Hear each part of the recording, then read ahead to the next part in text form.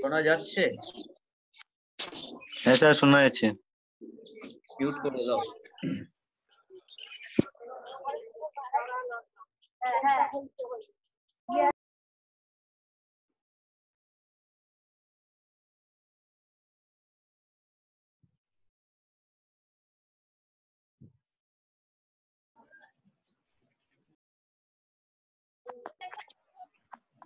Hello, তোমরা mute করে দাও, তোমরা নিজেদেরকে মিউট করে নাও।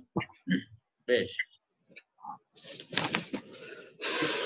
History MA fourth semester 2020, HIS 403, Unit 2, France.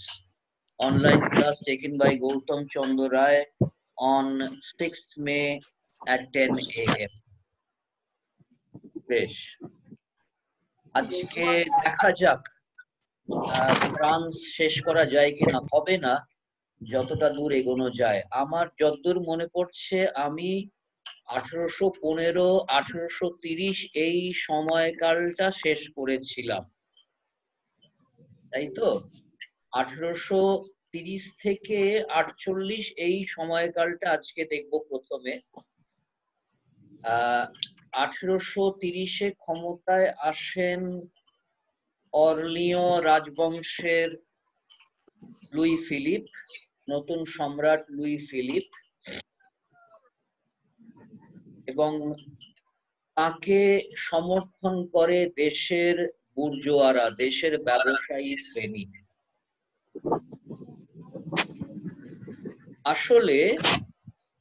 আসলে মনে রাখতে হবে যে সম্পূর্ণ রাজতন্ত্রের দিন ফ্রান্সে 1789-তেই চলে গেছে। যদিও 1815 এবং তারপর 1830-এ রাজতন্ত্র ফিরে ফিরে এলো, প্রজাতন্ত্রের জায়গায় রাজতন্ত্র ফিরে ফিরে এলো। তার আগে নেপোলিয়ন নিজেও রাজতান্ত্রিক শাসন চালিয়েছিলেন, কিন্তু 1789-এর বিপ্লবের পর থেকেই প্রকৃত রাজতন্ত্রের অবসান হয়েছিল, বুর্জোয়া তন্ত্র প্রতিষ্ঠা।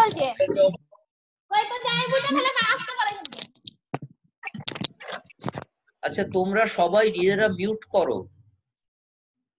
আমার কানে চেঁচামেচি আসছে। কালকে সেকেন্ড সেমের ক্লাস করতে গিয়েও এই সমস্যা হয়েছিল, প্রচন্ড চেঁচামেচি কানে আসছিল। সুকুমার মিউট করেছো?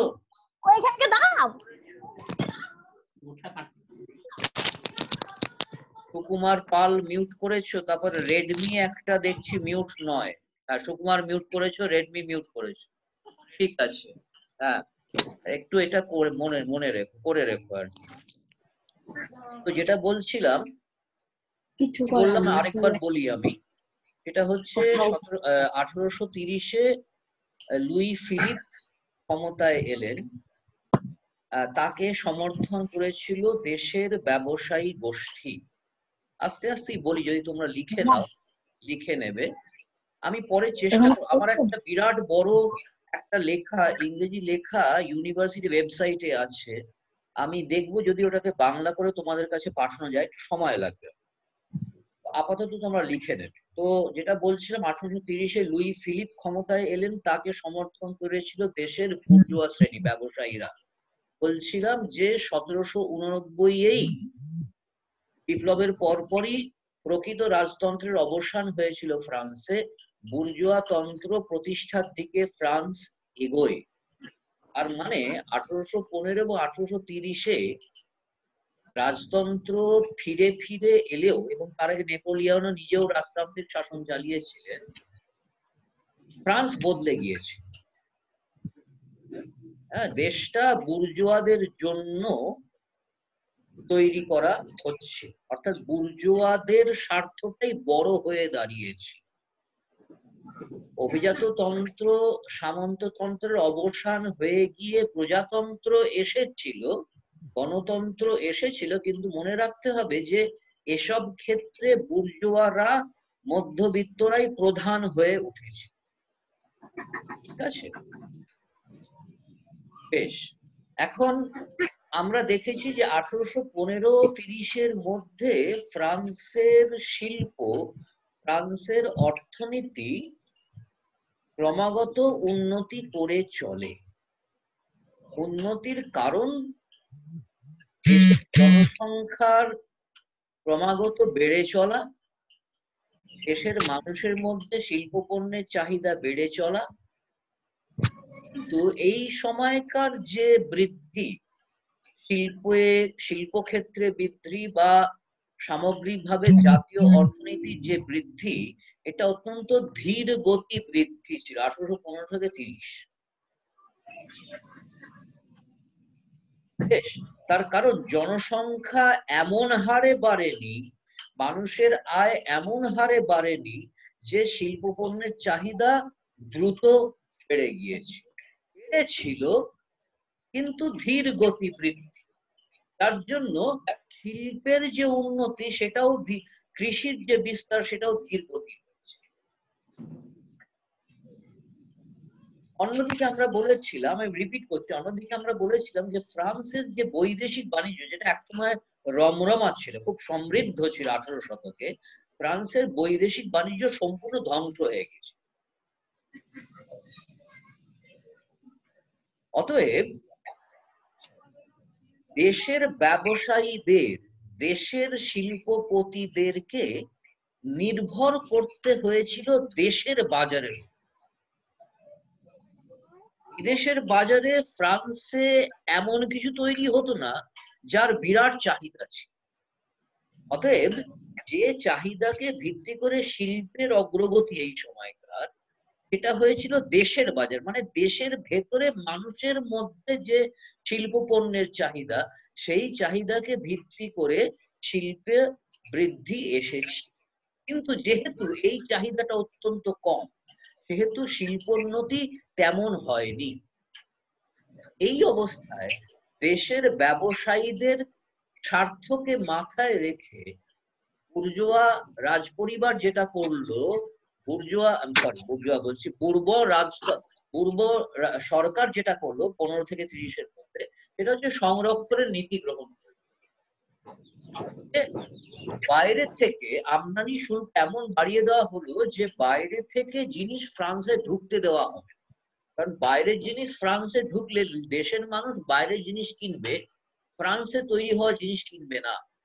কারণ বাইরে থেকে আসা জিনিস অনেক ভালো, তার কোয়ালিটি অনেক ভালো, তার দাম কম। তো যেই আমদানি শুল্ক বেড়ে গেল, দেশের মানুষ বাধ্য হলো দেশে তৈরি হওয়া জিনিস কিনতে।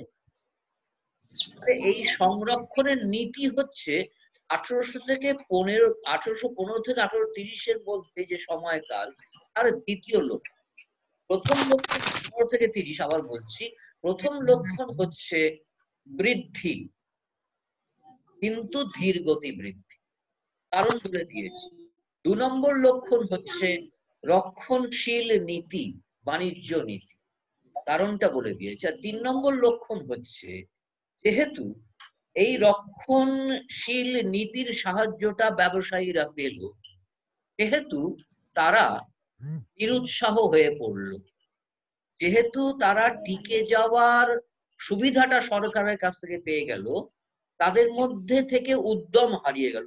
কিছু করার, নিজেদের থেকে কিছু করে উন্নতি করার জন্য যে উদ্যম লাগে, সেইটা তাদের মধ্যে দেখা গেল না। এইটাই কারণ, এইটা একটা প্রধান কারণ কেন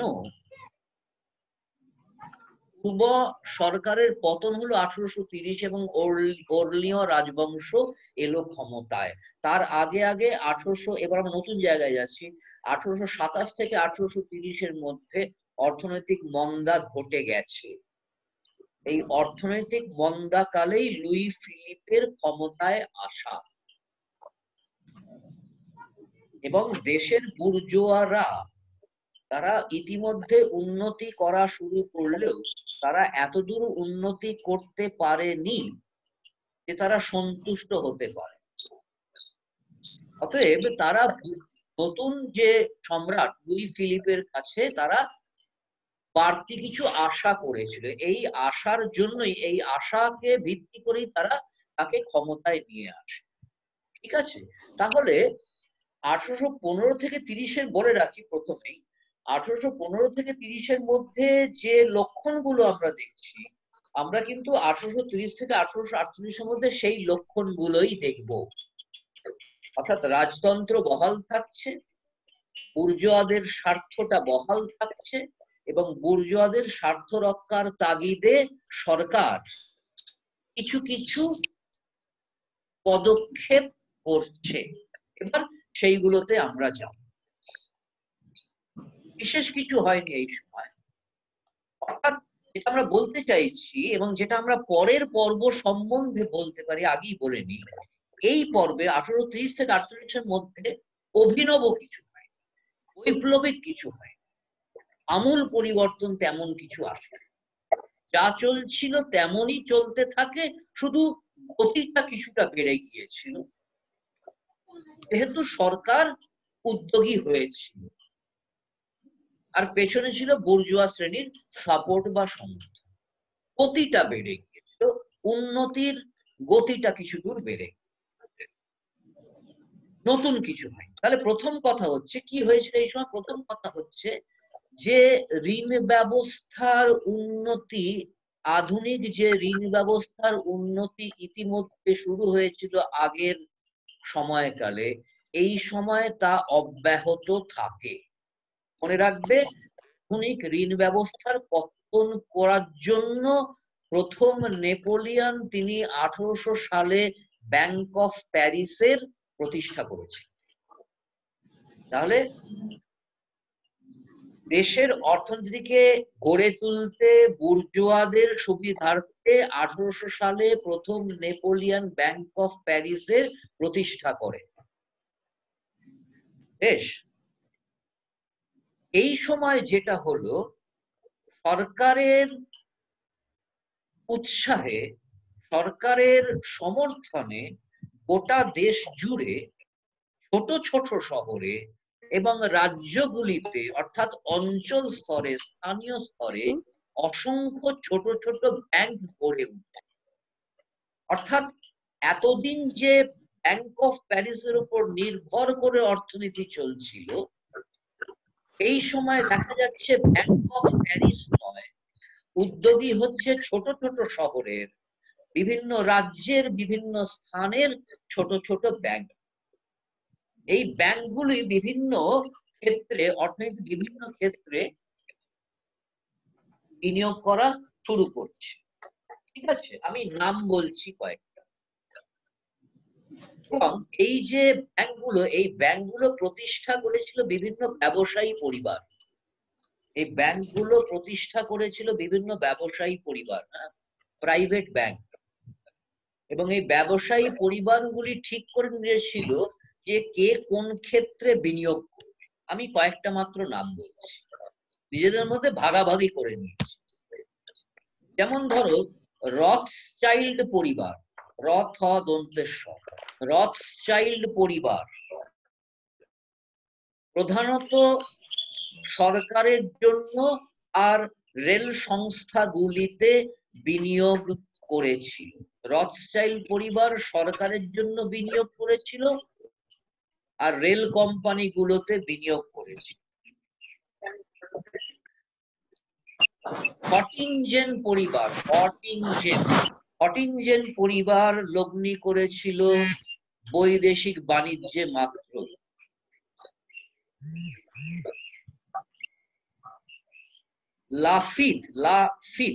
লাফিত পরিবারের নিজস্ব ক্ষেত্র ছিল শিল্পক্ষেত্র, শিল্পক্ষেত্রতে বিনিয়োগ করেছিল।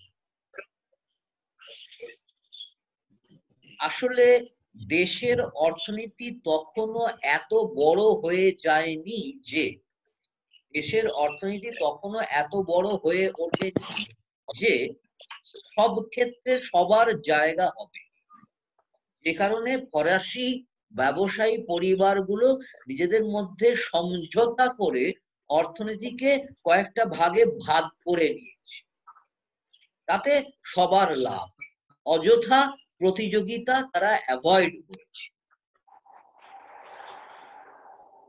1 নম্বর। তাহলে ঋণ ব্যবস্থার, ব্যাংকিং ব্যবস্থার ফার্দার ডেভেলপমেন্ট, আরো কিছু দূর উন্নতি। 2 নম্বর হচ্ছে ফ্রান্সের দুটো প্রধান শিল্প, বয়ন শিল্প টেক্সটাইল ইন্ডাস্ট্রি আর লোহা ইস্পাত শিল্পে ওই ঠিক ঋণ ক্ষেত্রের মতোই আরো কিছু দূর উন্নতি হলো। প্রধান দুটো শিল্প, বয়ন শিল্প টেক্সটাইল শিল্প, লোহা ইস্পাত শিল্প, আয়রন অ্যান্ড স্টিল ইন্ডাস্ট্রিতে ফার্দার ডেভেলপমেন্ট, বৈপ্লবিক কিছু নয়, ফার্দার ডেভেলপমেন্ট। এবং এই যে এই সময়কার এই দুটো শিল্পে যে বৃদ্ধি, আর পেছনে ছিল নতুন পাওয়ার সোর্সের ব্যবহার, জলশক্তি আর বাষ্পীয় শক্তির ব্যবহারটা বেড়ে যাওয়ায়, জলশক্তি আর বাষ্পীয় শক্তির ব্যবহারটা বেড়ে যাওয়ায় এই দুটো শিল্পে বৃদ্ধি এসেছে, উন্নতি হয়েছে। আমরা মোটামুটি যে সময়টার কথা বলছি, আমি ডিটেলে যাচ্ছি না, তোমরা আমার ওই আপলোড করা নোটটা দেখে নেবে। এই যে সময়টার কথা বলছি, এই মোটামুটি এই সময়ের মধ্যে এই দুটো শিল্পে বৃদ্ধিটা ডবল হয়েছে, দ্বিগুণ হয়েছে। কাঁচামাল ব্যবহারের কথা বলো, উৎপাদিত পণ্যের কথা বলো, যেভাবেই দেখো না কেন মোটামুটি ভাবে দ্বিগুণ হয়েছে। ঠিক আছে, মধ্যে দ্বিগুণ হয়েছে। কিন্তু কিন্তু আগের পর্ব, এটাও ইম্পর্টেন্ট, কিন্তু আগের পর্বের মতো এই পর্বেও এই দুটো প্রধান শিল্পেও বৃহৎ কারখানা দেখা দেয়নি তেমন ভাবে। অর্থাৎ এই পর্বেও বৃহৎ কারখানা ব্যতিক্রম। গড়পড়তা কারখানা ছোট মাঝারি মাপের, খুব বেশি হলে 50 জন শ্রমিক নিয়ে চলতো। গড়পড়তা কারখানা, ছোট কারখানা বা মাঝারি কারখানা খুব বেশি হলে 50 জন শ্রমিক দিয়ে কাজ চালানো হতো। এবং আগের পর্বের মতো এই পর্বতেও এই দুটো শিল্পে দেখা যাচ্ছে প্রধানত পুরনো যে পদ্ধতি, সাবেকি যে পদ্ধতি, সেই পদ্ধতি ব্যবহার করতে দেখা যাচ্ছে। বুঝলে, আমরা বারবার একটাই কথা বলছি যে বৃদ্ধি বজায় ছিল, কিন্তু বৈপ্লবিক কিছু নয়, নতুন কিছু এই সময় তেমন ভাবে হয়, বজায় থাকে। 3 নম্বর কথা হচ্ছে, এই ক্ষেত্রে লুই ফিলিপের অবদানটা অন্য দুটো ক্ষেত্র থেকে একটু বেশি, একটু আলাদা। সেটা হচ্ছে যোগাযোগ আর পরিবহন ক্ষেত্র। যোগাযোগ আর পরিবহন ক্ষেত্রে লুই ফিলিপ রীতিমতো উদ্যোগী হয়েছিলেন, এবং এই ক্ষেত্রের মধ্যে দুটো ক্ষেত্রে উন্নতিটা লক্ষণীয়। তাহলে পরিবহনের মধ্যে দুটো যাতায়াত যোগাযোগ ব্যবস্থায় উন্নতিটা লক্ষণীয় ভাবে হয়েছিল। একটা হচ্ছে সড়ক পরিবহন, ডিটেলটা দিচ্ছি। একটা হচ্ছে সড়ক পথ, তার বিস্তার হয়েছে।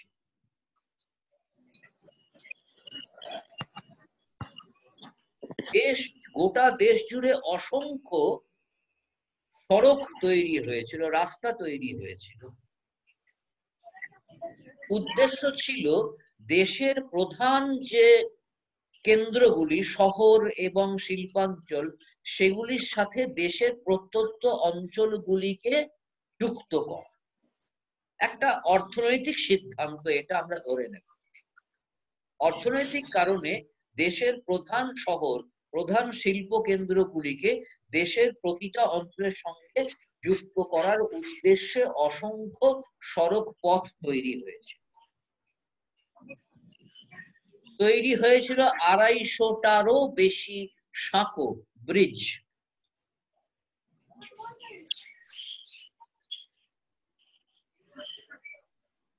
রাস্তা গড়ে, আমি আর ডিটেলে যাচ্ছি না, শুধু এইটুকু বলি যে রাস্তা গড়ে তোলাটা কতটা দরকারি মনে করা হয়েছিল, এর থেকে বোঝা যায় যে রাস্তা তৈরি করাটা কতদূর দরকারি মনে করা হয়েছিল, এর থেকে বোঝা যায় যে 1836 একটা রীতিমতো আইন আনা হয়। 1836 একটা আইন আনা হয়, যে আইনে বলা হয় যে শারীরিকভাবে সক্ষম প্রতিটা নাগরিককে অন্তত 3 দিন কাজ করতে হবে সড়ক পথে, সড়ক গড়ে তোলার জন্য। শারীরিকভাবে সক্ষম প্রতিটা নাগরিকের জন্য 3 দিনের শ্রমদানকে বাধ্যতামূলক করা।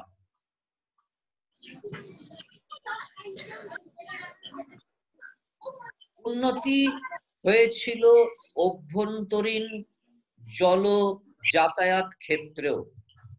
উন্নত রাস্তার কথা বললাম, এইবার আমরা আসছি ক্যানাল পথে।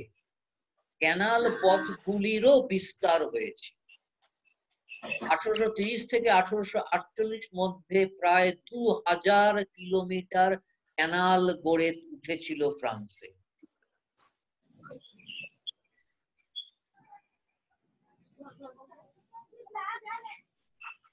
তুলনায়, আমি আর ডিটেলে যাচ্ছি না, দেখে নেবে নোটটা আমরা তোমরা, কত টাকা কত ফ্রাঁ খরচ হয়েছিল। তুলনায় বাষ্পীয় পথ চালানোর চেষ্টা, সেটা দেশের ভেতরেই হোক বা দেশের বাইরে হোক, বৈদেশিক বাণিজ্য, বাষ্পীয় পথ চালানোর চেষ্টা ততদূর সফল হয়নি।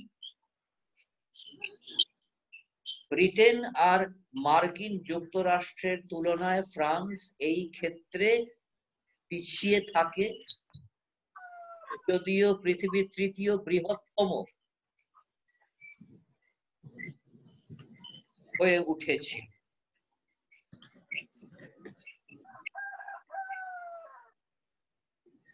তিন নম্বরে আসছি, না 4 নম্বরে আসছি আমরা এবার, না তিন নম্বরে আসছি। তিনটে, প্রথমটা আমরা বললাম ব্যাংকিং ব্যবস্থা, 2 নম্বর আমরা বললাম পরিবহন ব্যবস্থা, 3 নম্বর আমরা পরিবহন ব্যবস্থাতেই আসছি, কিন্তু এইবার আমরা আসছি রেল ব্যবস্থায়। রেল ব্যবস্থায় আমরা আসছি।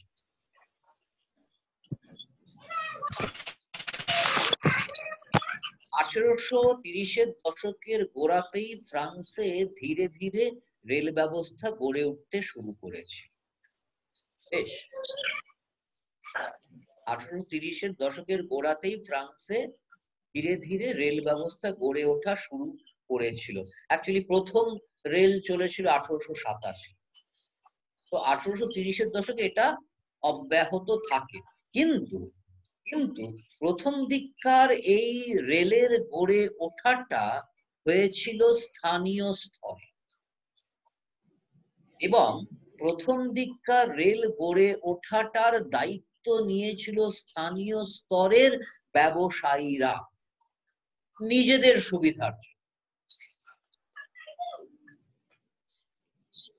তাদের ব্যবসা কাজে সুবিধা হবে এইটা মাথায় রেখে স্থানীয় স্তরে ব্যবসায়ীরা ছোট ছোট রেল ব্যবস্থা গড়ে তুলেছে, ছোট ছোট রেলপথ গড়ে উঠেছিল ফ্রান্স। কিন্তু 1830-এর দশকেই দেশের যে বড় বড় ব্যবসায়ী পরিবারগুলো, যাদের কথা অলরেডি আমি বলেছি, হ্যাঁ, রথচাইল্ড পরিবার, হ্যাঁ, হটিনজেন পরিবার, পেরের পরিবার, এদের মনে হলো, এরা মনে রাখতে হবে, এরা সবাই, আরেকবার বলি, এরা সবাই ফরাসি চিন্তাবিদ, সমাজবাদী চিন্তাবিদ সাঁ সিমোর অনুসারী। আমি বলবো আরেকটু কথাটা, সাঁ দন্তেশ চন্দ্রবিন্দু, সাঁ সিমো দন্তস্বয় হর্ষি ময় ওকার চন্দ্রবিন্দু, এর কথা তোমরা হয়তো মনে আছে ক্লাস 12-এ পড়েছিলে। সমাজবাদী, এক ধরনের সমাজবাদী চিন্তাবিদ। এই যে আমরা যে বড় বড় ব্যবসায়ী পরিবারগুলোর কথা বলছি, এরা সবাই সাঁ সিমোর অনুসারী। কেন? আমি বলেছি, একটু বলে দিই তোমাদের, শুনে নাও, লেখারও দরকার নেই অত। সাঁ সিমো সম্বন্ধে বললাম এক ধরনের সমাজবাদী চিন্তাবিদ। অর্থাৎ কিনা, এক ধরনের কেন বলছি, সাঁ সিমো তিনি বিরোধিতা করেছিলেন দেশের স্বার্থে, জাতির স্বার্থে, তিনি বিরোধিতা করেছিলেন ফরাসি সামন্ততন্ত্রে। ফ্রান্সে চলতো সামন্ততন্ত্র, এবং ফ্রান্সে চলতো যেটা, সেটাকে বলা যেতে পারে মিলিটারিজম, সামরিকবাদ। অর্থাৎ শক্তিশালী সৈন্য বাহিনীকে নির্ভর করে শাসন চলতো, এবং দেশের বাইরে ফরাসি সাম্রাজ্যের বিস্তার। তাহলে সামন্ততন্ত্র আর এই সামরিক তন্ত্রের বিরুদ্ধে সোচ্চার হয়েছিলেন সাঁ সিমো, এবং তিনি যে বিকল্প ব্যবস্থার কথা বলেছিলেন, তিনি যে নতুন দেশের ফ্রান্সের কথা বলেছিলেন, তিনি বলেছিলেন এই নতুন দেশ, এই নতুন ফ্রান্স গড়ে উঠবে ব্যবসাকে ভিত্তি করে, আধুনিক অর্থনীতিকে ভিত্তি করে। এবং যেহেতু এই আধুনিক অর্থনীতি গড়ে তুলবে ব্যবসায়ীরা, অতএব নতুন দেশের কাণ্ডারি হবে ব্যবসায়ী শ্রেণী। তো বুঝতে পারছো, এইটাই কারণ, যেহেতু সাঁ সিমো আধুনিক অর্থনীতির কথা বলেছিলেন, যেহেতু তিনি ব্যবসায়ী শ্রেণীর কথা তিনি বলেছিলেন, সেহেতু ফ্রান্সের ব্যবসায়ী গোষ্ঠী সাঁ সিমোর অনুসারী হয়ে পড়েছে। তো এই লুই ফিলিপের আমলে লুই ফিলিপকে কিন্তু এই কারণেই এই ব্যবসায়ী পরিবারগুলো সাপোর্ট করেছে, সমর্থন করেছে। এদের নিজেদের একটা তাগিদ ছিল উন্নতি করার, নতুন অর্থনীতি গড়ে তোলার, এবং এটাই তারা সরকারের কাছে, লুই ফিলিপের সরকারের কাছে আশা করেছে, যে দেশের স্বার্থে, অর্থনীতির স্বার্থে, ব্যবসায়ী শ্রেণীর স্বার্থে সরকার পদক্ষেপ করবে। এবং লুই ফিলিপ কিছুদূর করেছিলেন। লুই ফিলিপ শেষ অব্দি চলে গেলেন, তার কারণ হচ্ছে, বলে রাখি, তার কারণ হচ্ছে তিনি অভিনব কিছু করেন, এবং তার আমলের শেষ দিকে পরপর কিন্তু অর্থনৈতিক মন্দা দেখা দিয়েছে। ফলে মানুষের, আমি একটু এগিয়ে যাচ্ছি, মানুষের মধ্যে অসন্তোষ তৈরি হয়েছিল, তারা নতুন কিছু চাইছিল, যেখানে লুই ফিলিপের সরকার ব্যর্থ হয়েছে। পরে যাচ্ছে। তো এই বড় বড় ব্যবসায়ী পরিবারগুলি তারা মনে করলো যে এই স্থানীয় স্তরে ছোট ছোট রেল ব্যবস্থা গড়ে তোলার চেয়ে অনেক বেশি কার্যকর হবে গোটা দেশ জুড়ে যদি বড় একটা রেল ব্যবস্থা গড়ে তোলা হয়। এবং এইটাই কারণ, অর্থাৎ তাদের এই যে উৎসাহ দেশ জোড়া একটা রেল ব্যবস্থা গড়ে তোলা, এটাই কারণ কেন সরকার নতুন কয়েকটি পদক্ষেপ করে। এই সময় লুই ফিলিপের সরকার নতুন কয়েকটি পদক্ষেপ করে। আচ্ছা, দুটো কাজ করেছিল। এক হচ্ছে যে রেল পরিকল্পনা খাতে 5 লক্ষ ফ্রাঙ্ক ধার্য করা হলো। অর্থাৎ রেলের জন্য, রেল পরিকল্পনার জন্য একটা অর্থ ভান্ডার গড়ে তোলা হলো 5 লক্ষ ফ্রাঙ্ক দিয়ে। এটা সরকারি অর্থ, মনে রাখ। আর 2 নম্বর কাজ করা হলো, সেটা হচ্ছে যে রেল ব্যবস্থা গড়ে তোলার দায়িত্বটা বর্তালো সম্রাটের ওপর নয়, সম্রাটের আইনসভার উপর। ক্লাস করছি যে আইনসভা যেটা করলো, রেল ব্যবস্থা কিভাবে গড়ে তুলতে হয়, কিভাবে চালাতে হয়, এটা ভালো করে খতিয়ে দেখার জন্য ব্রিটেন ও আমেরিকার মতো দেশগুলিতে বিশেষজ্ঞদের পাঠানো। আরো 1842-এ যে রেল আইন তৈরি হলো,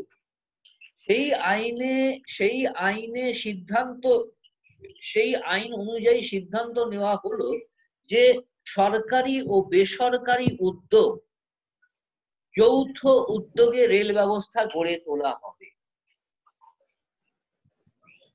যেমন রাষ্ট্র নেবে জমির দাম, রেলের জন্য জমির দাম আর পরিকাঠামোর জন্য যে খরচ, তার 1/3 বহন করবে রাষ্ট্র।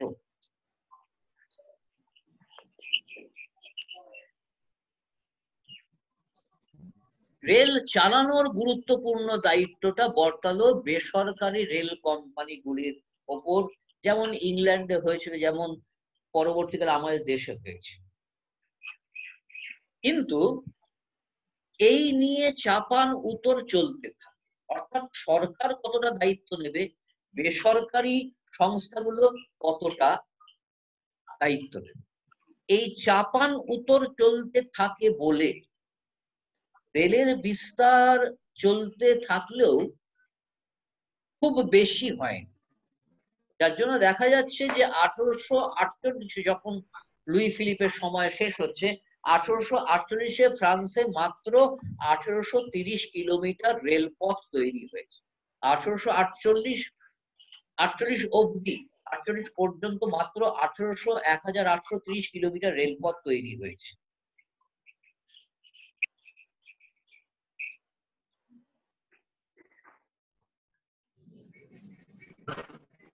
আর এই সময় 1847 বাণিজ্যিক সংকট, 1848 রাজনৈতিক অচলাবস্থা, এই দুটো কারণে রেলের বিস্তার একেবারে থমকে দাঁড়ালো ফ্রান্স।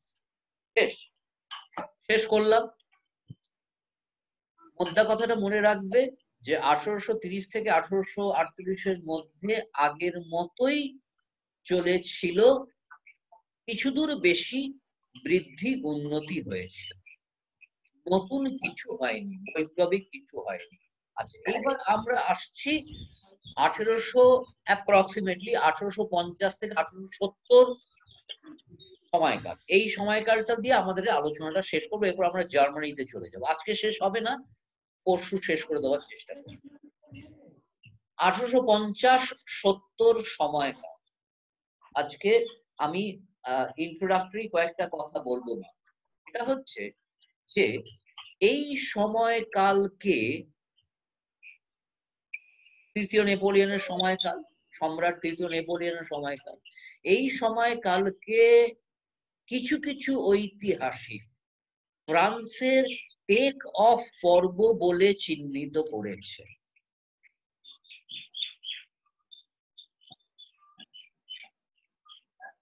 মনে রাখতে হবে, রস্ট বলেছিলেন, তোমরা জানো এটা, রস্ট বলেছিলেন যেখানে যেখানে শিল্প বিপ্লব হয়েছে সেখানে সেখানেই আমরা মোটামুটি 2 দশকের একটা সময়কালকে চিহ্নিত করতে পারি, যে 2 দশকের মধ্যে অস্বাভাবিক গতিতে অর্থনৈতিক বৃদ্ধি ঘটে। এই সময়কালটাকে রস্ট নাম দিয়েছিলেন টেক অফ। তো কিছু কিছু ঐতিহাসিক মনে করেন যে ফ্রান্সের টেক অফটা এই সময় হয়েছে। এই সময় 1850 থেকে 70-এর মধ্যে যে বৃদ্ধি, এইটা আগে বা পরে কখনো দেখা যায়। আবার কিছু কিছু ঐতিহাসিক যেমন গার্সেন ক্রন, আলেকজান্ডার গার্সেন ক্রন, এই সময়টাকে দেখান যে এই সময়টা ফ্রান্সে অনুসরণ করা হয়েছিল বিকল্প প্রক্রিয়া। নামটা বলুন। আলেকজান্ডার গার্সেন ক্রন। আমরা যেই অনলাইন ক্লাস শুরু করেছিলাম, আমরা গার্সেন ক্রন দিয়ে শুরু করেছিলাম, মনে আছে?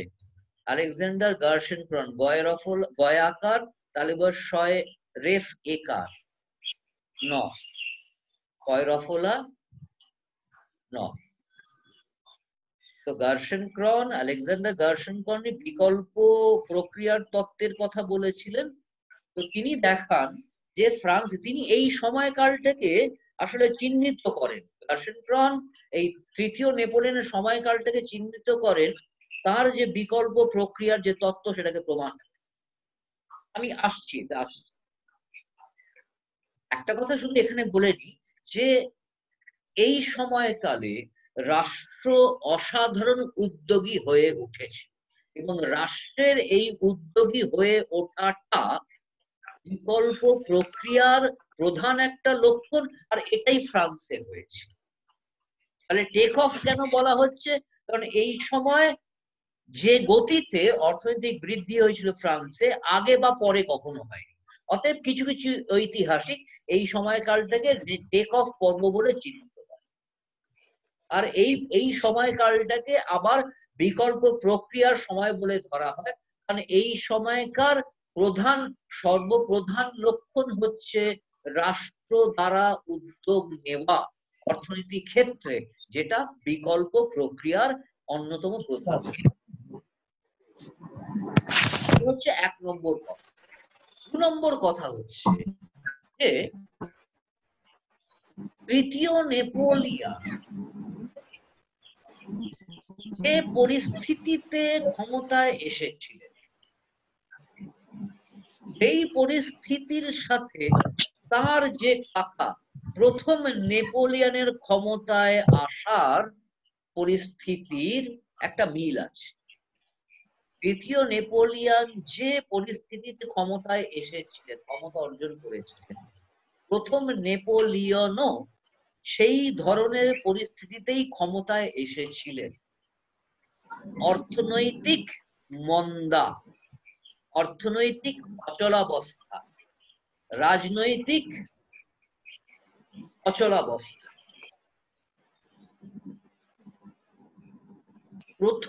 অতএব ঠিক যেমন প্রথম নেপোলিয়ন ক্ষমতায় থাকার জন্য, নিজেকে জনপ্রিয় করে তোলার জন্য একাধিক পদক্ষেপ করেছিলেন, একাধিক ব্যবস্থা নিয়েছিলেন অর্থনৈতিক ক্ষেত্রে, তৃতীয় নেপোলিয়নও ঠিক তাই করেছিলেন। পরে তাতে আমরা যাব কি কি করেছে। অর্থাৎ দুজনেই একই কথা বুঝেছিলেন যে তাদের রাজনৈতিক শক্তির আধার হচ্ছে অর্থনৈতিক সমৃদ্ধি।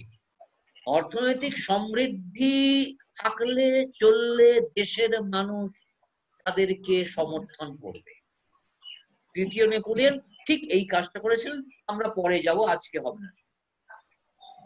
আর প্রথম নেপোলিয়নের মতো তৃতীয় নেপোলিয়নও নিজের দেশবাসীকে একটা স্বপ্ন দেখিয়েছে, সেটা হচ্ছে পুরনো সাম্রাজ্য ফিরিয়ে আনার স্বপ্ন তিনি দেখিয়েছেন। হারিয়ে যাওয়া ফরাসি গৌরবের পুনরুদ্ধারের স্বপ্ন তিনি মানুষের সামনে রেখেছেন। অর্থাৎ ফরাসি জাতিকে চাঙ্গা করার জন্য, ফরাসি জাতিকে নিজের সমর্থনে নিয়ে আসার জন্য তিনি এই স্বপ্নটা মানুষের সামনে রেখেছিলেন। পুরনো সাম্রাজ্য আমি ফিরিয়ে নিয়ে আসব, যে গৌরব আমরা হারিয়েছি সেই গৌরবের পুনরুদ্ধার আমি করব। যে কারণে তৃতীয় নেপোলিয়ন প্রথম নেপোলিয়নের মতো তিনি মানুষকে তার পেছনে পেয়েছেন। আমি শেষ করতে যাচ্ছি, শুধু 3টে কথা বলে নি। সেটা হচ্ছে কি কি তিনি করেছিলেন। এক হচ্ছে তিনি, আচ্ছা মনে রাখতে হবে, নেপোলিয়ন এই যে কাজগুলো করেছিলেন, এই কাজগুলোর পেছনে কিন্তু আসলে কাজ করেছে তার নিজস্ব উচ্চাশা, তার নিজস্ব রাজনৈতিক উচ্চাশা কাজ করেছে। হ্যাঁ, সেটা চেপে রেখে তিনি মানুষের সামনে স্বপ্ন তিনি দেখিয়েছেন। তো তিনি যা যা করেছিলেন, এক হচ্ছে রেল, আমি পরের দিন যাব, রেল ব্যবস্থা ক্ষেত্রে তিনি অভিনব পদক্ষেপ করেছিলেন। এক হচ্ছে রেল। 2 হচ্ছে পরিকাঠামো গড়ে তোলার জন্য তিনি একটা অভিনব ব্যাংকিং বা ঋণ ব্যবস্থার পত্তন করেছিলেন। আর 3 হচ্ছে, তাহলে প্রথম হচ্ছে রেল ব্যবস্থা ক্ষেত্রে তিনি একটা অভিনব পদক্ষেপ করেছিলেন। 2 হচ্ছে ঋণ ব্যবস্থা ক্ষেত্রে তিনি অভিনব পদক্ষেপ করেছিলেন। আর 3 হচ্ছে বাণিজ্য ক্ষেত্রে অভিনব একটা পদক্ষেপ করেছে। ঠিক আছে, আজকে শেষ করছি, পরশু তোমাদের ক্লাস নেব। ঠিক আছে, থ্যাংক ইউ। আমি জানিয়ে দেবো আরেকবার। Thank you.